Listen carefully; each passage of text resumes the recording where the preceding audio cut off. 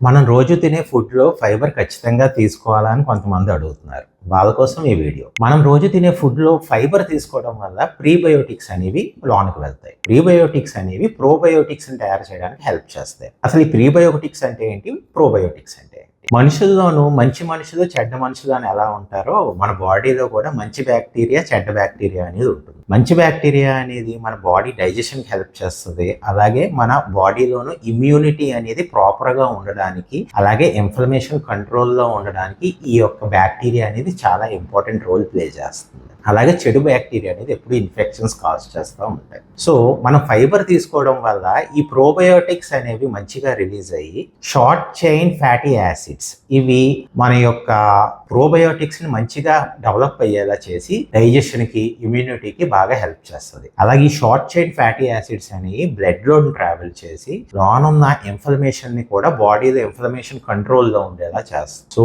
మీరు ఫైబర్ తీసుకోవడం వల్ల ఇన్ని ప్రయోజనాలు ఉన్నాయి. మరి ఫైబర్ దేంట్లో ఉంటుంది? మీరు తినే కూరగాయల్లో ఉంటుంది. సింపుల్ గా చెప్పాలంటే పీచు పదార్థం. అలాగే ప్రోబయోటిక్స్ అని ఎక్కడ దొరుకుతాయి? ఫర్మెంటెడ్ ఫుడ్స్ లో దొరుకుతాయి. మనం తీసుకునే ఈ యొక్క పెరుగు, చీజ్, ఇంకా కొద్దిగా ముందుకు వెళ్తే ఇడ్లీ, దోశ అంటే కొద్దిగా పులిసి ఫర్మెంట్ చేసిన ఫుడ్ లో కూడా దొరుకుతాయని చెప్పుకోవచ్చు. ఇలాంటి ఇంపార్టెంట్ విషయాల కోసం కీప్ ఫాలోయింగ్ అవర్ పేజ్.